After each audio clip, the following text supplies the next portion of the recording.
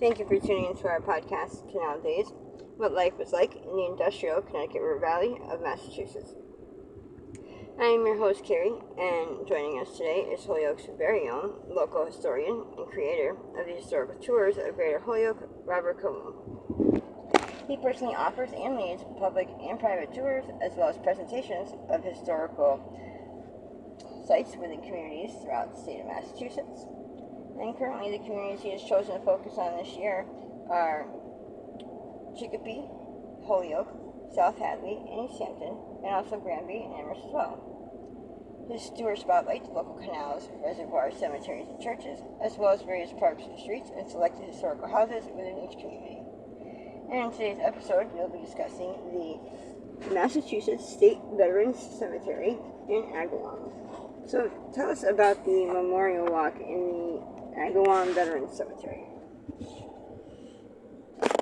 Alright, this memorial walk has many features. It's available at the Massachusetts State Veterans Cemetery.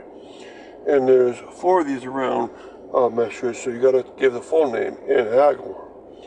Now we're going to talk about what the gravestones look like also, what the cemetery design is like, and some of the new features. Now this is a new cemetery from the year 2001. It's not the newest cemetery anymore in Hamilton County. It was for a long time.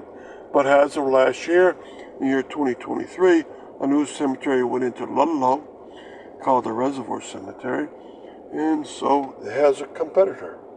Now, this memorial walk is wonderful. You can walk along like a paved path. And it has memorial tablets. In the beginning it tells you what it's going to be for. And then paved with stones that are bought by families for the deceased members. And then they also, along the way, they have diagonal stones that you can read about other men and about other wars. And so this is a great feature. So you can get your walking in and read about these families and look at nature because there's many bushes and flowers along the way. Now this is just one of many features, and so you should catch all of them out. For instance, nearby where there's an administration building, there's also a chapel. And the chapel is open during daylight hours when the administration building is open. And you can go in there. It's also used for a final prayer during a funeral mass. Also nearby, there's many flags, each one for the different military organizations that exist within the United States. And so there's quite a bit to see here. And what are the gravestones like at the cemetery? The gravestones are, for the most part, very, very similar to one another.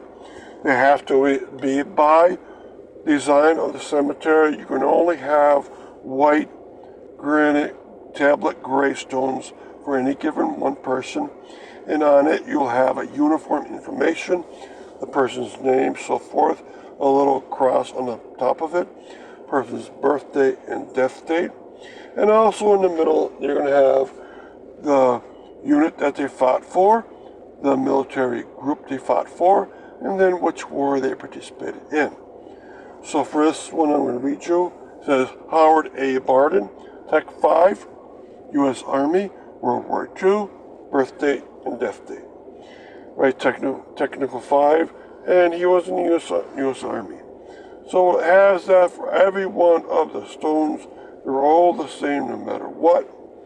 All right, the only difference is near the memorial walkway and through the new columbarium areas. And really quick before we continue with the rest of our interview, just to fill our listeners in, if you want to find out more information or sign up for any of his various tours, you can check out his website at holyokecanaltour.org. And there you can find videos and podcasts of the staff selling each of his tours, as well as photos and text of the historical sites throughout as well. And for private tours and other inquiries, you can email him directly at bobcat4214, And his tours make for fun, educational, outdoor activities for families and group parties. So getting back to our interview, How is the cemetery laid out? It's laid out in a style called garden style cemetery or rural style. And it's made with curved roadways, land that undulates, and pathways that also curve, with a lot of beautiful trees, a very distinctive look, and a lot of flowers and bushes around. This is a beautiful style made about 200 years ago, and it keeps this style going in this vast cemetery. Now, when you go into it, it doesn't seem vast, but if you keep driving along its roadway, it keeps going and going for a very long time. And so it's an enormous cemetery. Again, it's where veterans are the spouses of these veterans. Now, it's laid out nicely, also with distinctive features which most garden-style cemeteries have, such as nice chapels, paved walkways at times. And you can go there anytime during the daylight hours, like all cemeteries, and see all these many features on your own to see what they're like.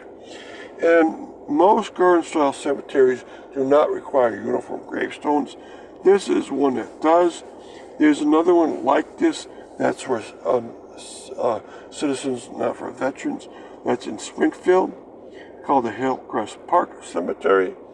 And it has a park-like look, but it requires flat stones there. Here they require small, white, upright gravestones that are the same for every person, very much like a nun's cemetery. And what is the newest feature being put into the cemetery? Columbariums are being put in 3 different places. At the very end of the drive in there, there's a huge unit of columbariums being put in.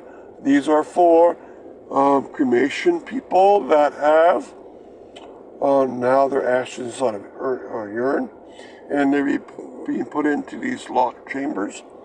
There's one at the very end, there's a smaller one at the very end. There's a medium sized and one in the middle. And past the chapel area to the right, where this smaller driveway, is another big set of small, but many of them, columbariums being placed in there.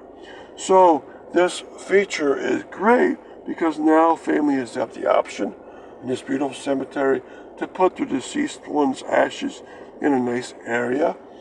And so you have the burials and the ash areas, which is a great compliment. And many cemeteries have been going in this direction. Thank you, Robert, for educating us on tours and historical topics of your expertise. And we want to thank our listeners for tuning in. And you can check out a large selection of our other podcasts at his website, as well as on SoundCloud.com. And be sure to stay tuned for new posted videos and podcasts daily.